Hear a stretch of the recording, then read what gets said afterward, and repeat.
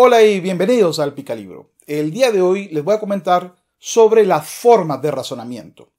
Si hay una figura literaria emblemática sobre el razonamiento y las deducciones, es sin duda Sherlock Holmes. Pero mucha gente se confunde con respecto a cuál es la forma de razonar de este detective literario. La verdad es que Sherlock Holmes utiliza tres sistemas diferentes de razonamiento, que a la final son los tres sistemas de razonamiento básicos según la lógica y que la ciencia no ha hecho más que ratificar. El primero y el que viene de Sherlock Holmes propiamente dicho es la deducción. Sherlock Holmes lo que hace es un hombre que ha aprendido muchas cosas a través de estudios y agarra esas cosas que ha aprendido y las coloca como un axioma, es decir, como una verdad o una premisa verdadera. Les coloco un ejemplo. Yo conozco que los mexicanos utilizan el órale, el manito y la chingada como expresiones normales de su hablar. Ahora, si voy a una fiesta y escucho a alguien que dice, órale, manito, ¿cómo va la chingada? Yo puedo poner la cara de sabio y decir, tú eres de México, ¿verdad? En ese caso es evidente, pues todo el mundo conoce más o menos ese estilo o ese dialecto o ese acento, al igual que el argentino lo reconocemos. Pero ¿qué tal si nos complicamos más? Vamos a imaginar que tenemos una información arriba y decimos, mire, vamos a imaginar que queremos saber en dónde estamos y es en la tarde. Estamos en el este o en el oeste de un sitio. Para saberlo, simplemente como sabemos que el sol sale por el este y se oculta por el oeste, y es una ley universal, pues entonces, si el sol está cayendo por este lado, este es el oeste y este es el este. Se basó, obviamente, en una premisa que doy por cierta o verdadera. Debo decir que la profesión que más deduce, la profesión que más hace uso de este tipo de razonamiento en su día a día es el médico. El doctor, cuando tú vas, te hace algunas preguntas. Cuando te hace las preguntas, lo que está es viendo si tus características o tus síntomas se corresponden con el axioma llamado en enfermedad. Les coloco el ejemplo fácil. ¿Tiene usted tos? Sí. ¿Está estornudando? Sí. ¿Tiene fiebre? No. Entonces ya la axioma o la verdad llamada gripe no cuadra porque no tiene ni dolor, ni molestia general, ni dolor muscular, ni fiebre. Por consiguiente, gripe no es. Vamos a ver qué otra cosa. Ha habido un cambio nuevo. Usted se mudó de casa, está comiendo algo diferente. Sí, me mudé de casa. Ah, ¿es usted alérgico? Sí. Entonces creo que es una alergia. Lo que hice fue, como médico, no lo soy, es un ejemplo, ir excluyendo aquello que no me representa mi axioma o lo que yo creo que es cierto, que es verdad. Y agarré aquello que me acercaba a esa verdad. Por consiguiente, si usted tiene estornudos, picor en los ojos, no ha hecho nada diferente en la comida, no tiene fiebre, no tiene malestar general, pues obviamente yo presumo que al que más se va a acercar es al axioma llamado alergia. Sherlock Holmes utiliza eso. Les voy a dar un ejemplo. Llega y veía a la persona y le evaluaba. Decía, esos zapatos solo lo hacen en esta zona. Así que vamos a imaginar, este zapato solo lo hacen en Cartagena de Indias. Así que, primero, usted estuvo en Cartagena de Indias, o es colombiano, o es del Caribe. Primero. Segundo, está hablando de fútbol. Entonces ya yo sé que no es necesariamente caribeño, porque el Caribe es preeminentemente beisbolero. Así que debe ser de montaña. ¿Es usted de la montaña colombiana o de la montaña venezolana? Lo primero, sí. ¿Es andino? ¿De qué parte de los Andes es? Vamos a imaginar que dice que su plato favorito es la arepa de trigo. Ah, listo. Como yo ya sé que la arepa de maíz es característico de nuestros países, Venezuela, Colombia, entonces yo ya digo, pues, venezolano-colombiano. Pero además, si me dice que es de trigo, es obviamente andino. Andino duro. No puede ser costeño. Y veo que en su mano tiene un libro de física cuántica. Así que este señor es, 1, investigador universitario, o 2, divulgador científico. Esas son las 2 opciones que tengo. Y fíjense cómo agarré premisas que considero verdaderas y simplemente las llevé a un caso en concreto. El problema de eso es que la ciencia se acaba hasta donde lleguen las premisas verdaderas. O lo que es igual, las premisas se convierten en dogmas, en creencias. Ejemplo, hay un mito extendido de que la iglesia fue un factor de freno en la investigación. La iglesia católica. Después voy a hacer un video demostrando lo equivocado que están, que es una ejemplificación. No quiero decir que la iglesia no haya hecho cosas en contra del desarrollo científico, pero hubo más aportes que desaciertos. En otro video lo hablaré. Pero no importa que haya tenido aciertos, todos los investigadores que estaban bajo el cuno de la iglesia católica, es decir, que fueron desarrollados bajo el seno de esta institución, tenían que probar un dogma, la existencia de Dios. Entonces, si yo iba a hablar de la teoría de la evolución, tenía que, por supuesto, encadenarla con la existencia de Dios. No podía venir del caos, sino de un diseño de un ser superior. Eso permite, o eso pervierte cualquier investigación posterior, porque voy a tratar de demostrar mi dogma.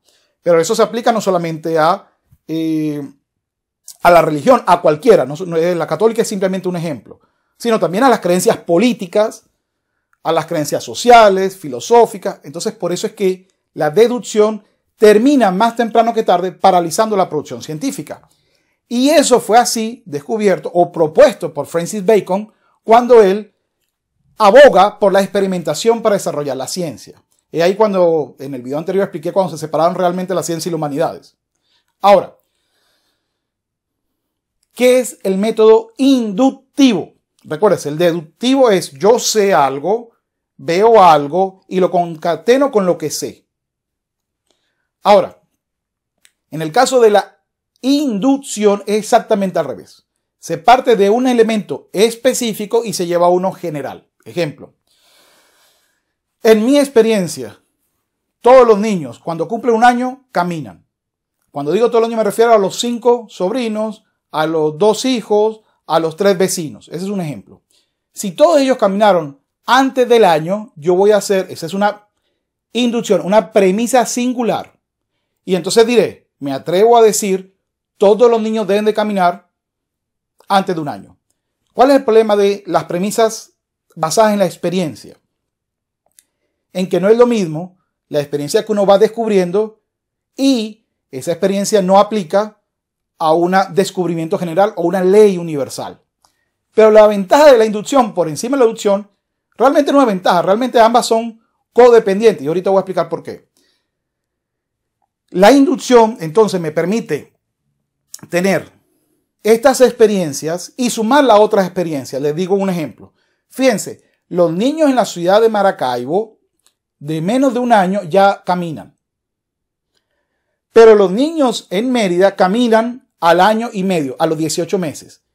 Si yo vengo y veo 2 investigaciones, yo puedo pasar y determinar y decir, oye, aquí hay 2 experimentos con 2 resultados diferentes. ¿Qué tal si los determino, es decir, los uno y digo, ¿será que en el calor o en la parte baja, me refiero al nivel del mar, es más rápido caminar que en la parte alta o en la montaña? Estas son preguntas que vienen de otro sistema de deducción, que es en analógico. Yo soy particularmente, mi mente es totalmente analógica, es decir, cada vez que ve 2 singularidades trata de llevarla a otra. Pero vamos a continuar con la inducción, para no confundirnos. La inducción entonces se basa en mi experiencia. La ventaja de la inducción es que si yo veo otro estudio y ese otro estudio fue hecho, no sé, en Italia y dicen lo mismo, y después veo otro que fue hecho en África, en Sudáfrica y dice lo mismo, y luego veo otro hecho en Canadá y dice lo mismo, entonces tú puedes venir y decir, hay una ley universal. Los niños deben de caminar antes del año, o los niños caminan antes del año. Por cierto, dentro de las categorías de razonamiento hay formas de hacerlo. Hay formas categóricas, los niños caminan antes del año. Hay formas hipotéticas, los niños deberían caminar antes del año. Y así hay otras diferencias que, bueno, no es del interés de este video explicar. Como ven, si dice el doctor, oye, dame tus características. Bueno, tengo frío, tengo los ojos amarillos, tengo mucha sed. Y esa no está en la parte superior, es decir, no hay un dogma que la identifique, tú puedes determinar una nueva enfermedad y decir, mira, hay una enfermedad tropical, no sé de dónde viene, pero tiene estas características. No se concatena con ninguna otra. Todavía no es un dogma, todavía no es una premisa, todavía no es una inducción porque no ha terminado de aceptar como una verdad. Tendrán que venir otros investigadores, otros doctores, otros científicos y decirte lo mismo. Así, mira, esta enfermedad coincide, esta enfermedad coincide, esta enfermedad coincide. 4 o 5 experimentos de inducción me permiten crear la premisa mayor o la hipótesis. Y por eso hoy en día la deducción y la inducción van de la mano. El problema de la inducción, les doy un ejemplo. El perro de mi vecino es pequeño. El perro de mi otro vecino es pequeño. El perro de mi otro vecino es pequeño. Por consiguiente, todo perro es pequeño.